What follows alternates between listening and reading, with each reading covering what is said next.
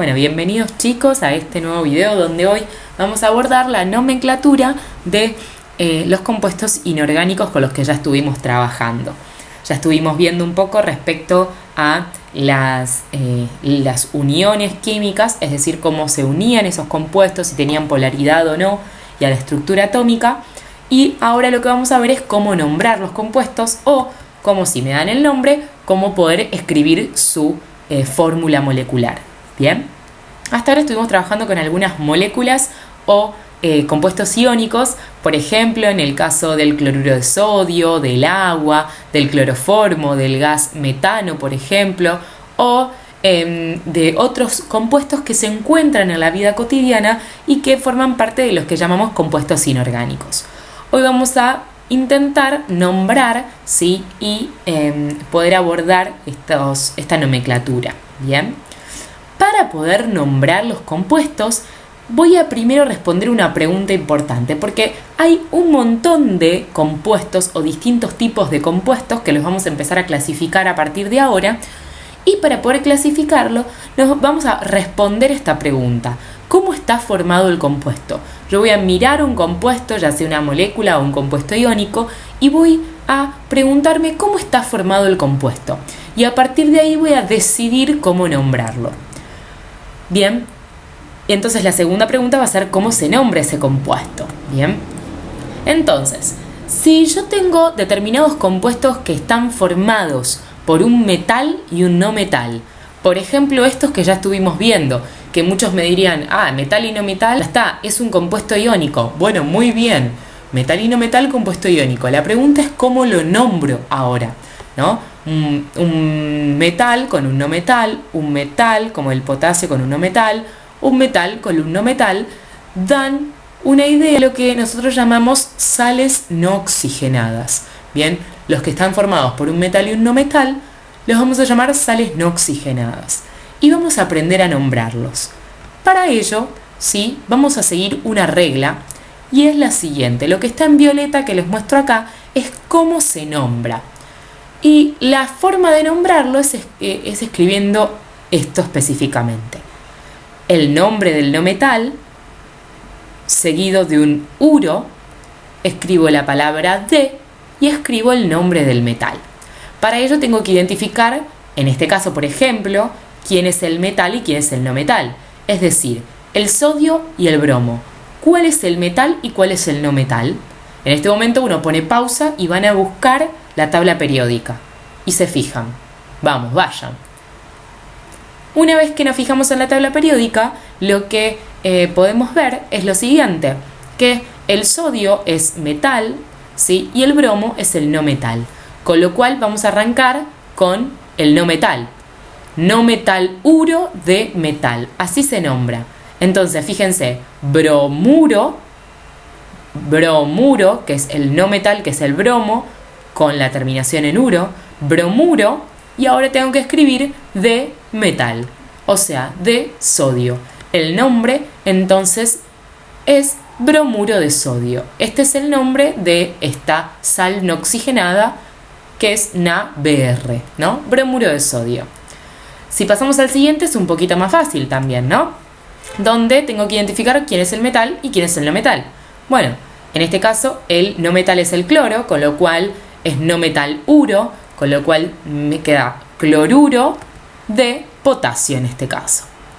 ¿Qué pasa con el de abajo? ¿Quién es el metal y quién es el no metal? Bueno, el azufre es el no metal y en este caso se cambia un poquito el nombre, pero es sulfuro de sodio. Bien, sulfuro de sodio. No me pongan azufruro de sodio porque no existe. Es sulfuro de sodio.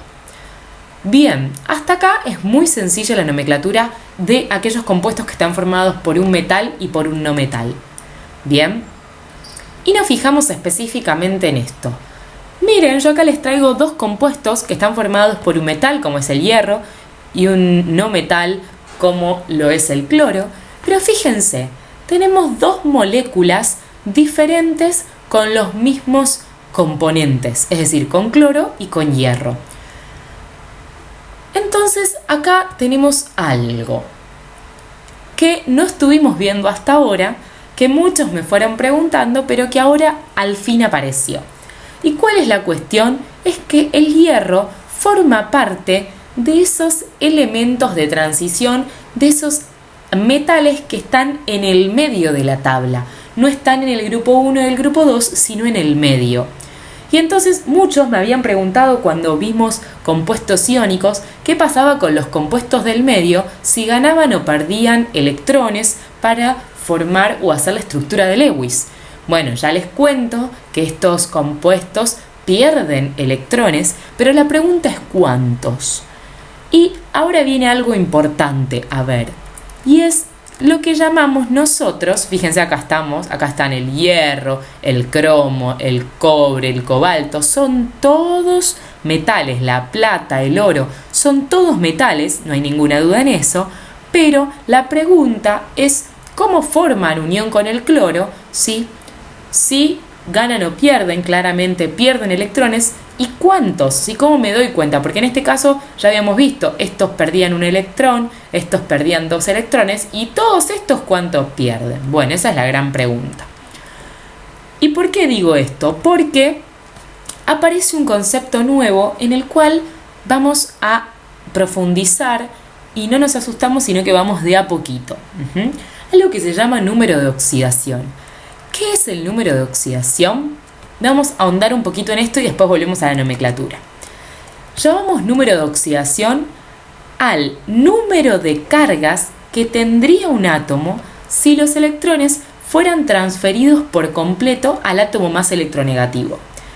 Es decir, es un número que se asigna a cada átomo de una sustancia que indica las cargas que tendría un átomo si los electrones fueran transferidos por completo. Y si los vemos en la tabla, vamos a la tabla, vamos a ver que acá no se ve mucho, pero dice, no veo acá qué palabra dice, pero fíjense en su tabla, van a ver los números de oxidación. Bien, en este caso están por aquí, están puestos en este caso de mayor a menor, bien, pero en su tabla seguramente aparezcan con una coma. Y ahora les voy a mostrar una fotito. Bien. Estos números de oxidación que hacen referencia a eso, ¿no? Al número de cargas que tendría el átomo si los electrones fueran transferidos por completo. En este caso, en el caso de un metal con un no metal, son transferidos por completo. Es decir, hay un átomo que pierde electrones y hay otro que gana electrones, formando cationes y aniones. Este número de oxidación indica cuántos pierden y cuántos ganan. O cuántos perderían y cuántos ganarían en el caso de que estemos hablando de una unión covalente. Estos números de oxidación tienen distintas reglas. Bien. Y ahora les voy a leer algunas, pero nos vamos a basar en una particular para este tipo de nomenclatura. Bien. El número de oxidación de cualquier elemento libre es 0. Bien. Incluye las sustancias simples formadas por moléculas poliatómicas. Es decir, por ejemplo, en el caso del O2, el número de oxidación final es 0. Para los iones monoatómicos, el número de oxidación coincide con la carga neta del ion. El número de oxidación del elemento del oxígeno siempre es -2, excepto en los peróxidos, que es -1. Bien. El número de oxidación del hidrógeno es +1 y en los ciruros metálicos es -1. Les estoy leyendo algunas reglas, pero no nos vamos a detener en estas reglas, sino que no nos vamos a detener en esta última regla del número de oxidación. ¿Qué es el número de oxidación? O mejor dicho, ¿cuál es la regla que vamos a tener que tener en cuenta para nombrar este compuesto? Es que en una especie neutra, como la que estamos trabajando, la suma de los números de oxidación multiplicadas por los respectivos subíndices es igual a 0. Es decir, en este caso, si vamos a la tabla periódica que ustedes tienen, yo acá escaneé, van a ver que acá arriba, ¿sí? Van a ver que acá dice estado de oxidación. En el hidrógeno solo hay un número 1, pero en el hierro, fíjense en su tabla porque la tienen que encontrar, hay un 2,3. Es decir, el número de oxidación que puede tomar el hierro es 2 o 3. ¿Eso de qué va a depender? En qué molécula esté, ¿ok? o en qué compuesto iónico esté. Puede tomar el número 2 o el número 3. ¿Qué quería decir este número de oxidación? Era el número de electrones que ganaba o perdía en el caso de que fueran transferidos completamente. En este caso el hierro, como es un metal, pierde electrones y como vemos acá, podría perder 2 en algunos casos o 3 electrones en otros casos. Bien, la pregunta en este caso es ¿qué pasa con el cloro? El cloro, si van a la tabla periódica y no se me asusten, tiene un montón de números de oxidación. Tiene el más 1 o el menos 1, el 3, el 5 o el 7.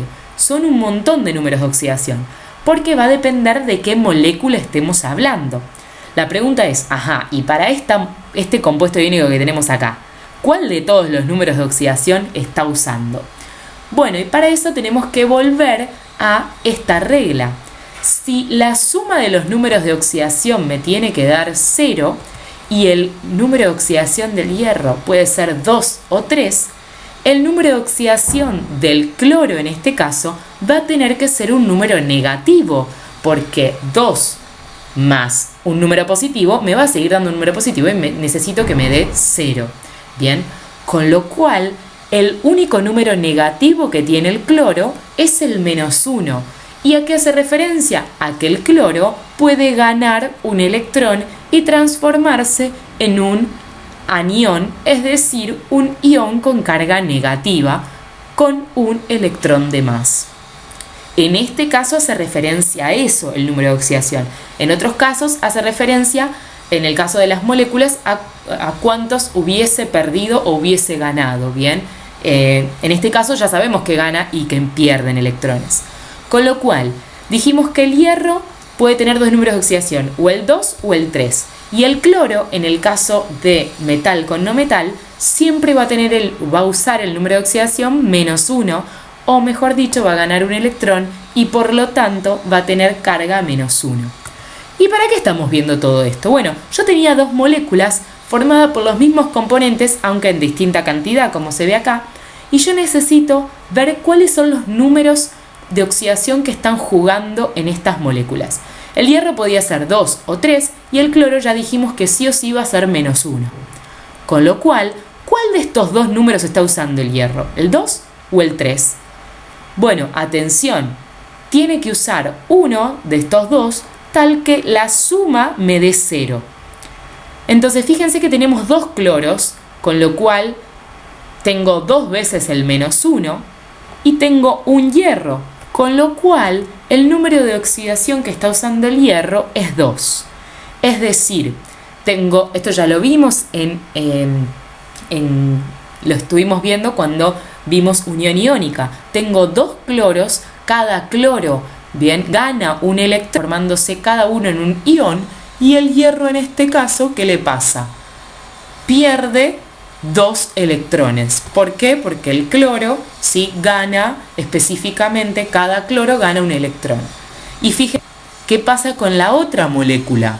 Bien, tengo lo mismo, el hierro que puede tener un número de oxidación 2 o 3, mientras que el cloro siempre va a ser menos 1 en este caso.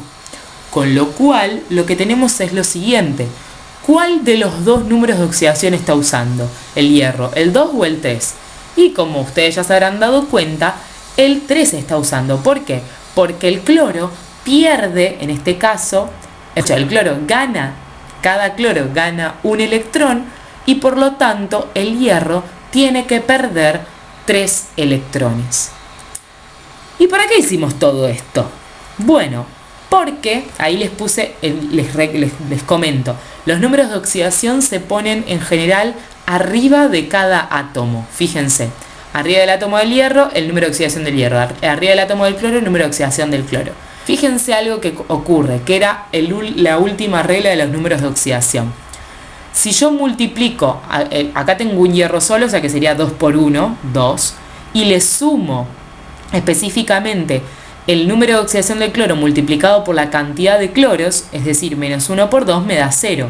Lo mismo en este caso, 3 más menos 1 por 3 me da 0. Y esa era la última regla que vimos de los números de oxidación. ¿Qué pasa? ¿Para qué hicimos todo esto? Porque si yo tuviera que nombrar estos compuestos, los dos se llamarían no metaluro de metal, es decir, cloruro de hierro. Y no pueden tener el mismo nombre si son moléculas distintas. No pueden tener el mismo nombre si son moléculas distintas. Y entonces, ¿cómo hago para aclarar que esta es una molécula distinta que esta? Bueno, lo que tengo que hacer es ubicar entre paréntesis el número de oxidación de el metal. Bien, y fíjense que el número de oxidación se escribe con números romanos. El número de oxidación con números romanos, ¿sí? Pero el número de oxidación del metal, que es el que cambia. Fíjense, el hierro acá usa el 2 y acá usa el número de oxidación 3. Bien, el concepto de número de oxidación es difícil, yo ya lo sé, así que lo vamos a seguir repasando, no se preocupen. Bien, pero vamos a ir de a poquito incorporándolo. Por lo pronto vamos a ver el número de oxidación para los compuestos formados por metal y no metal. ¿Qué pasa en este caso? También tenemos un metal con un no metal, pero en este caso la molécula es cobre con un átomo de azufre y en este caso son dos cobres con un átomo de azufre. Si vamos a la tabla periódica, vemos, ¿sí? En este caso no puse la fotocopia de la tabla periódica o la escaneo, pero pueden buscarlo ustedes, y es que el azufre tiene varios números de oxidación, algunos positivos y algunos negativos. El único número negativo que tiene el azufre es el -2, ¿bien? Con lo cual es el que va a usar en este momento.